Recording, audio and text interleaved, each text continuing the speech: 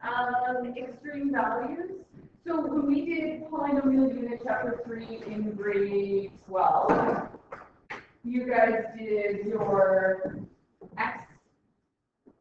x-intercepts, y-intercepts, and then you did whether it was positive or negative.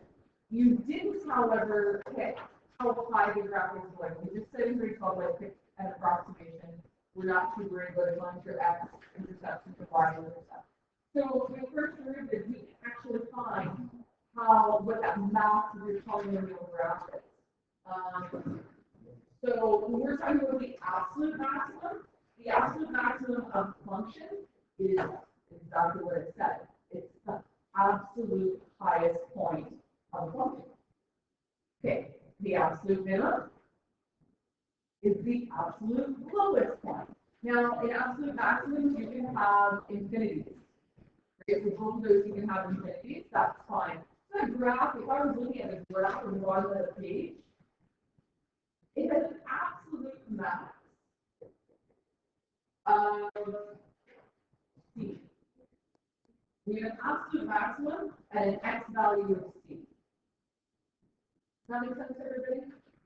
So that's number right, absolute max occurs. The absolute min of this graph would be negative infinity, right? So we could say that there's no absolute minimum because it actually never hits negative infinity, but it's an infinite thing. If we want to talk about a relative minimum, a relative min might occur at x equals b. Does that make sense? Like, it's the minimum point in that specific area. So when we talk about relative, we're talking about, like, where on the graph is it low? Like, it's definitely a minimum there, but it's not an absolute minimum. So, and then again, a relative minimum or a relative max. So we would say that we have a relative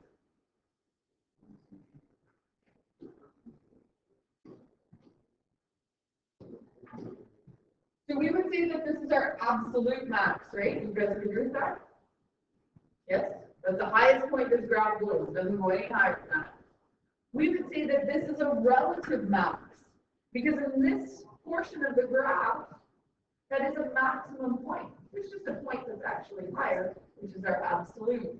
We would say that this is a minimum, a relative minimum, because it is a minimum point in this particular section, but it's not the absolute minimum.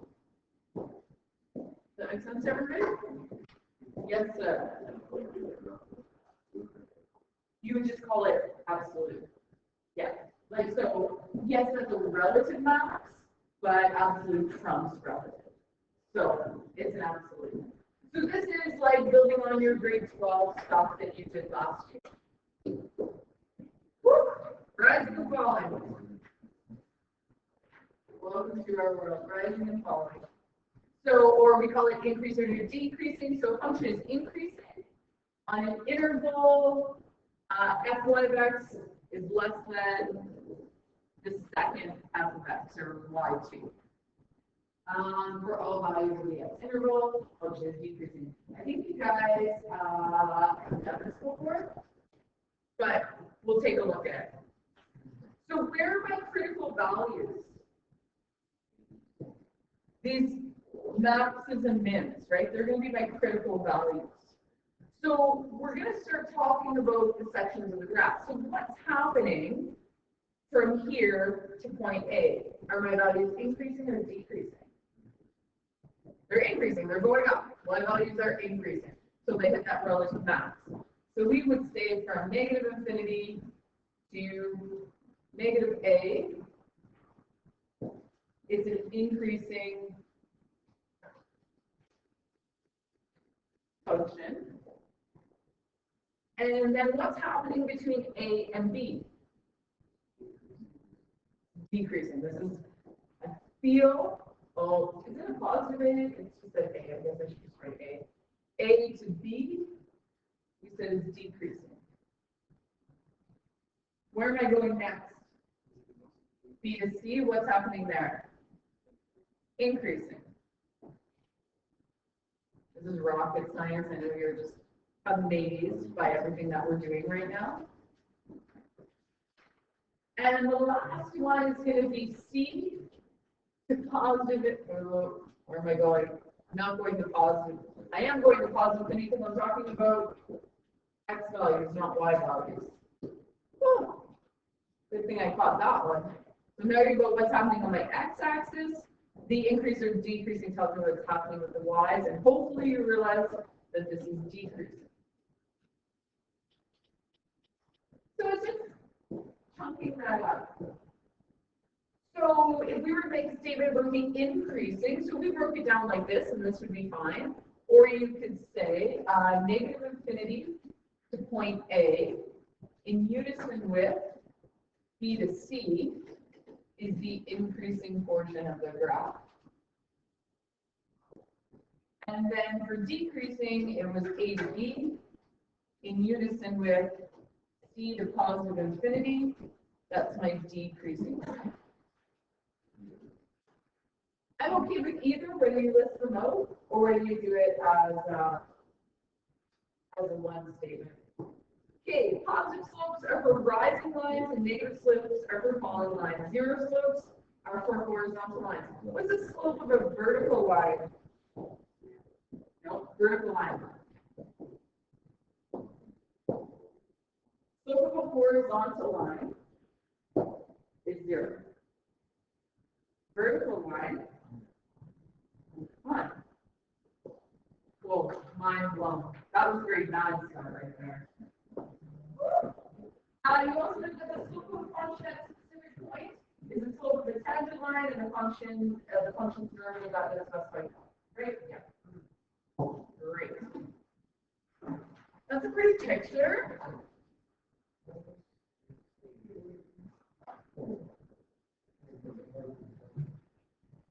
We're going to do some concavity things later in chapter 6. No, 5. Okay, 5. We're going to do concavity then. So that will be like these arches of the graph. So because the points, remember back in grade 10, if the straight line was rising to the right, we would say that that had a positive slope, right? Same thing applies for our curved lines. So you can expect that any tangent point on this line, if you did the derivative of it, you would find it as a positive slope. If you look from C to D, that's falling to the right. So that would be a negative slope. So what they're just showing you is on a positive slope, there's 2 ways you can see an increasing interval. The increasing, decreasing part. They both look the same. These would be all negative. It's pretty straightforward. The concavity thing will come in lesson 5, but not terrible. All right. Concavity is coming back to haunt it, don't worry. All right, so examine the slopes of the tangent lines of the critical points of the function that. Got it? So I made you a pretty table. And all I did was why are these critical points? Well, they're nice, and they're also points on that slope, right? So we're doing tangent lines at that point. So I want to know the slope at those points. So what do I need to find first? What do I need to find first? I can't calculate the slope using my grade 10 slope formula if I only have one point. What? Did they give you the slopes? But how would I calculate those? If I didn't give you the pretty picture with the answers already on it, how would you calculate those? How do you find the slope at a tangent point? Yes, your derivative. You're brilliant. Brilliant, I tell you. So what's the derivative of this equation? Okay. So if I have an x value at -2,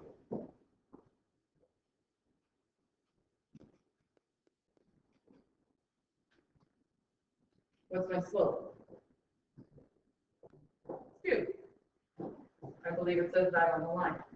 Here's a question, ladies and gentlemen. Assuming that you can't read these, we'll hide those. I should wipe those out so you can't have them. You should anticipate slopes are positive up into the absolute max. And then what would you assume about the slopes here? They're probably negative because your graph is decreasing, right? Yeah, like, all it is it's making your grade 10 lesson relate to all the stuff still applies. Now we're just doing it curves on a 10 points on a curve. So all the same rules that you learned in grade 10 still apply here. So let's look at this. Negative 1.5. Are you sure? Did you calculate that? Or did you just read? Can you calculate it for me? Just for funsies? 3 minus 2 is 1. Oh my God, I put a point on there that's not on the graph. What are you going to do, Ashton? What are you going to do? You're going to have to do some math. I put 1.1. It's not a critical point listed on the graph. Oh my God. What do we do? Get your calculator out. 0.2.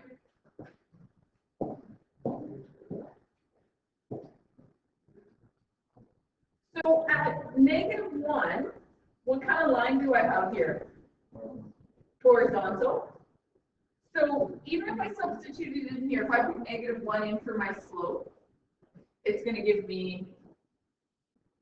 So if you looked at that and said that was a horizontal line, or it was told to you that that was a horizontal line, you can assume that the slope is 0. You don't have to do the calculations, but just for funsies, you might want to. Let's go into stuff that we do know. -0.5, we know that's a -1 because it's on the graph. And at 0, it's -2. So what is it at -0.9? -0.2. Okay, so let's talk about, like, where is my graph increasing? These are all increasing, or on the left-hand side of the absolute max. Would you agree that this is the absolute max? Is there a relative max? No, this graph just has an absolute max. There is no relative max that goes with it. Is there a relative minimum? No. Is there an absolute minimum? You could say negative infinity, or you could just you can actually say none, because there's no one point that it's going to reach. We know that what's happening here is the decreasing portion of the graph. Do you guys feel confident in this? This is pretty good stuff. Pretty easy stuff. Horizontal lines have a slope of 0. Positive slopes are going to be increasing. Negative slopes are going to be decreasing. All right. If a function f of x has a relative max or min at x equals c, then the derivative at point c is going to equal 0, or it's going to not exist. What does that mean? So if the derivative equals 0, that means the slope is 0. What do you know? If the slope is 0, what kind of line do I have? Horizontal. You guys have all this information tracked in those pens of yours. And if it doesn't exist, what kind of line do I have?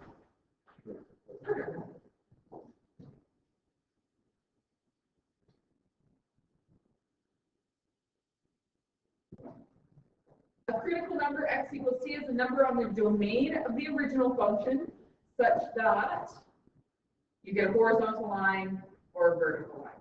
Does that make sense, everybody? Those are what we call critical values. All right. So determine the critical values for this.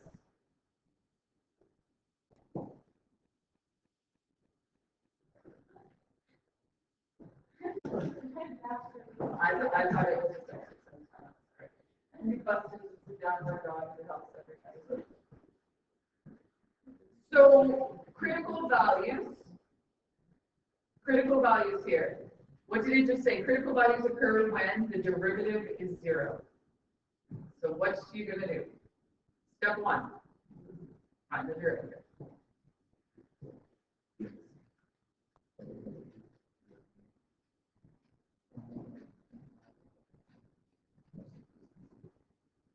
Step 2, set the derivative equal to 0.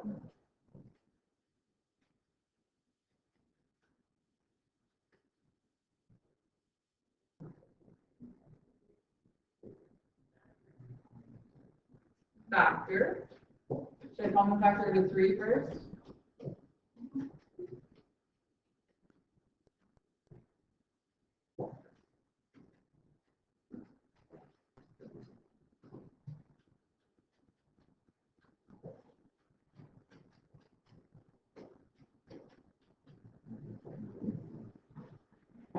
So where are your critical values? Got it.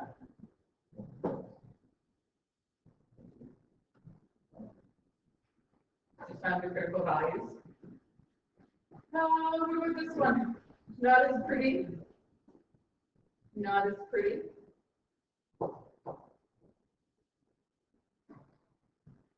This is going to be an undefined one. So I'm going to find my derivative. Actually, I'm going to rewrite my function first. What am I going to write it as? A rational exponent, right? Derivatives are much easier to do when we are dealing with exponents. So the derivative is going to be 1/3 x negative 2/3, thanks. That's kind of really hard to see if I set this equal to 0, so I'm going to put it back into radical form. It's like, no, thank you. 1/3 cube root x squared. Is that right? Somebody needs to check my math. Yesterday wasn't a great math day for me.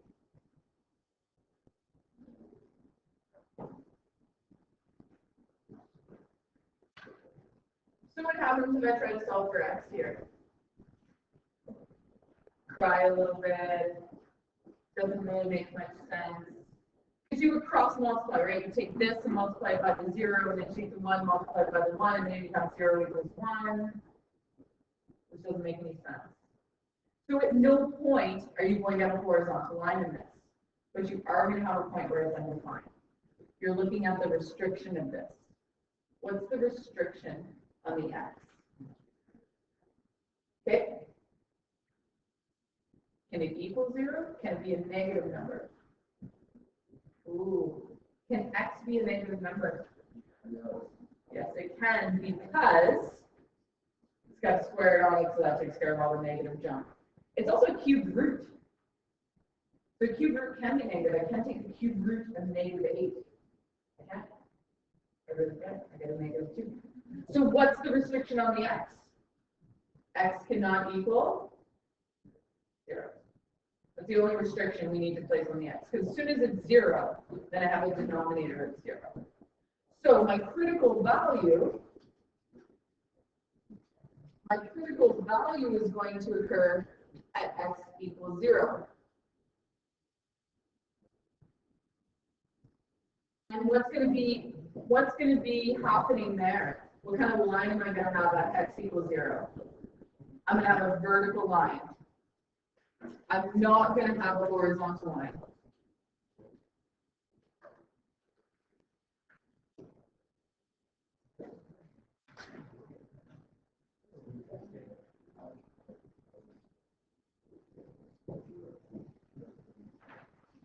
We are flying through this today. I don't know. I feel like we should start A4 just for good measure. Nah, why would we do that?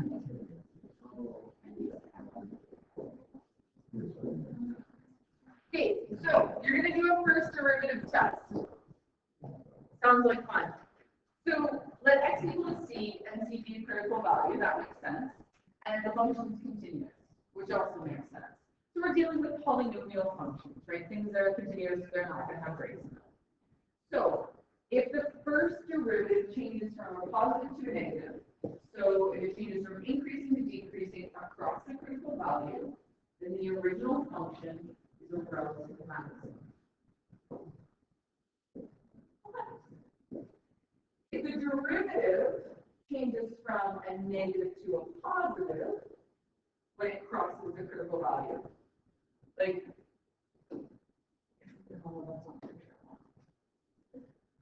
so critical values right here, here, and here, right? We talked about those? Yes. Okay. So those critical values, so if it changes from increasing to decreasing, it's a relative max. If it changes from decreasing to increasing, it's a relative min. Makes sense. You're decreasing and then you go back up, there's a value point. So that's not your absolute, it's a relative. If f(x) is, or the derivative does not change, in other words, it does not change from increasing to decreasing, then it's not a relative extreme. What we mean by extreme is either max or min. Okay, easy peasy. What I'm trying to do is get you to find the absolute max and mins without graphing, which is our goal in life, right? Grade 12 we made you graph everything. Now I'm trying to find things that we no longer have to graph. Okay, so we're going to do the first derivative test. Step 1 in the first derivative test. Find the derivative. All right, you're catching on now. I like it. So y prime is 3x squared minus 3. Ready for that? All right, so where are my critical values? How do I find critical values? Step 2, what do I do to the derivative? Set it equal to 0. I'm going to do 2 steps in 1. Please don't get upset.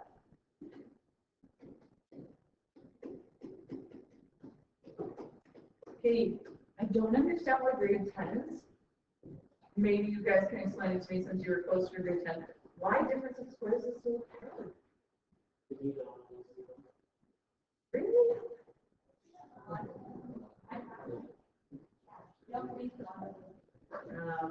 Alright, my grade 10's like had a terrible time with that. So my critical values are at -1 and +1. Okay, I found so all I need to do is figure out where it's increasing or decreasing. So fancy number line. -1. +1. I'm a big fan of number lines. I really think flowcharts and number lines can save the world. You have 3 sections: less than -1, in between -1 and +1, and greater than +1. You need to check all 3 sections. Okay. So, what are we substituting into? Are we substituting into the derivative or to the original function? It's a derivative test. So, gentlemen, you were going to stay in the derivative. All right. So, we're going to pick -2 here. So, if I substituted -2 into this equation here, what do I got?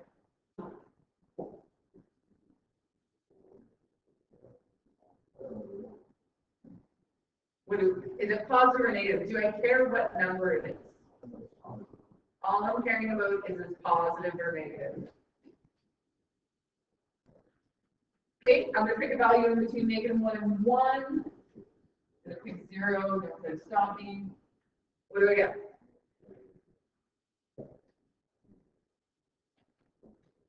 I like to circle things. Value greater than 1, we'll put in 2. If I put in 2 here, what do I get? Awesome. All right, so let's talk about what's happening with our derivative. So, critical value is happening here. I'm going from an increasing to a decreasing. So just picture it. You're going increasing, you hit the point, Now you're decreasing. What is that? Relative max.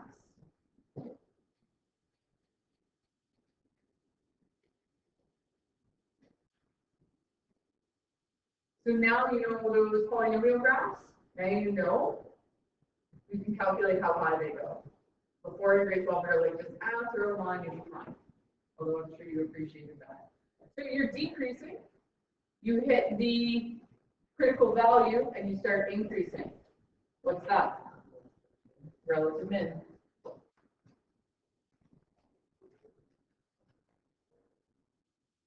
Words are so confusing. If we could just do math all the time, it makes a lot more sense. Now here's the thing. It says the relative extremes. Determine the relative extremes. Well, we need to figure out what those coordinates are on the original graph. We know where our critical values happen. They have a negative 1 and 1. So we're going to take those critical values and substitute them back into the original equation.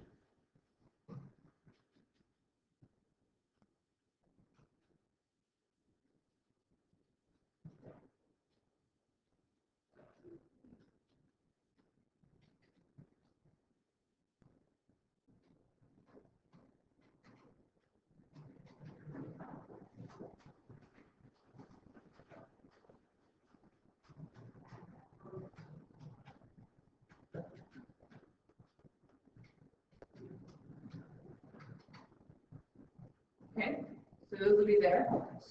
So, if when x is negative 1, what is y?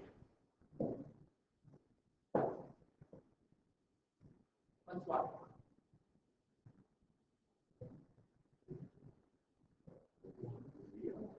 Right.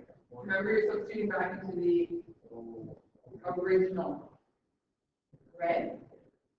So y is going to be a positive 1. So that coordinate pair will be negative 1, positive 1.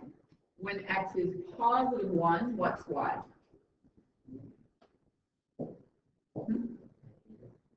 Negative 3.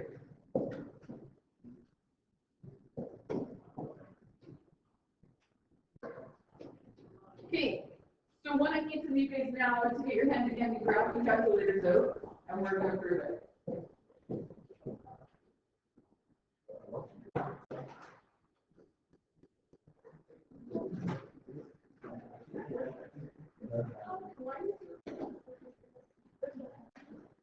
I think 6 of them are out.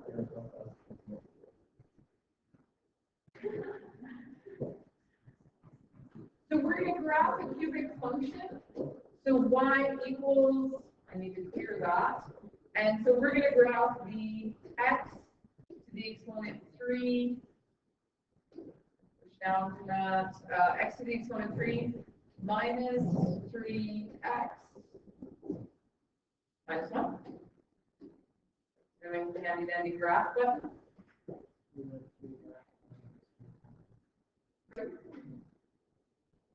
I don't have stuff on. My list is showing. Oh, I do. What is that?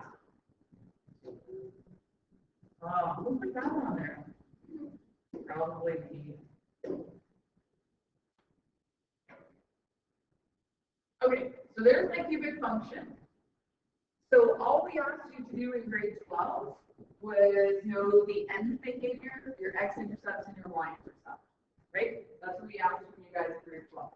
But calculus, I'm asking you to do your grade 12 stuff, but now I'm not going to say what your relative max and relative min is. So you guys said, according to our notes, that there was a relative maximum at negative 1 and a relative minimum at positive 1.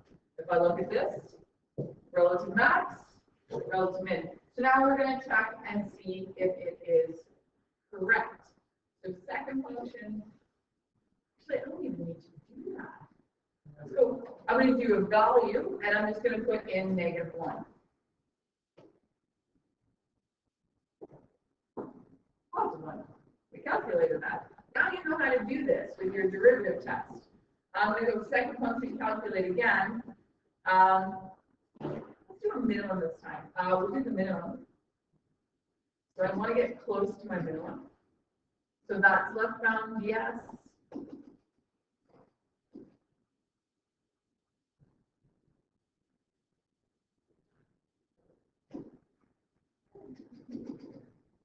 That's right bound. I want you to guess. So my minimum is at 1, and my y value is at -3. You can calculate that now using your derivative. So you're starting with your average grade 12. And you're nice people too. So these are all wonderful things. All right, moving on to the last page. Use the first derivative test to determine the relative extremes. Relative extremes just mean max and min. That's all that word means. Okay, step 1. Find the derivative. Thanks. How can we play this game together?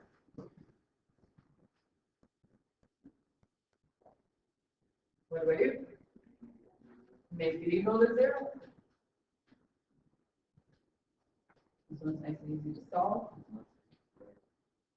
Oh, sorry. You're right.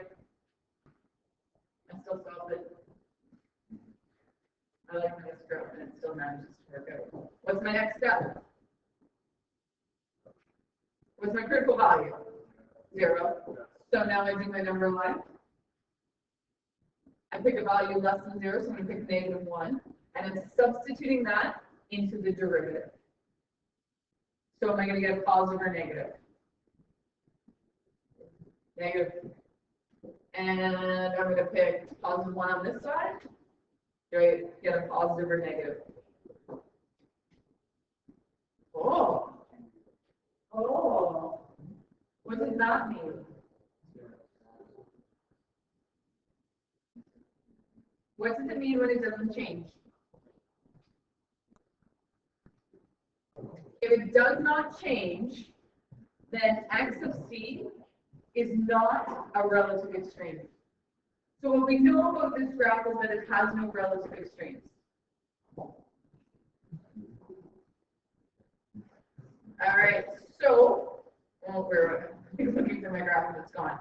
So we know that there is no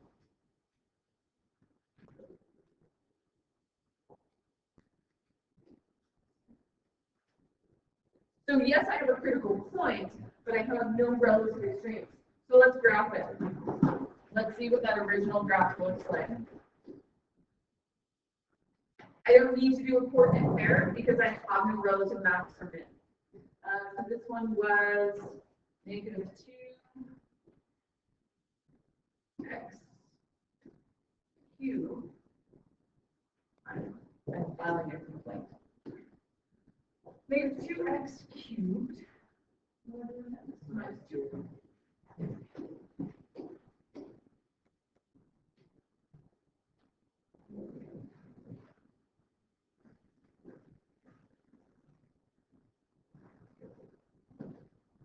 So what's happening at this point? With your knowledge of polynomial functions, what do we call that? That's a drag, right? We actually have 3 x-intercepts at 0. So it causes that drag. There is no relative, there's no absolute because it goes to positive infinity. There's no absolute minimum because it goes to negative infinity. And there's no bump in this graph, right? There's no x-intercepts that repeat. There's one x-intercept and that's it. We've got a drag here that results in a horizontal line. And then it drops down. So there's no relative max, no relative min. So that's what a graph looks like when there's no relative max or min to it. That's it. Cool. So now you can go school those grade 12s. I guess they do my grade 12s.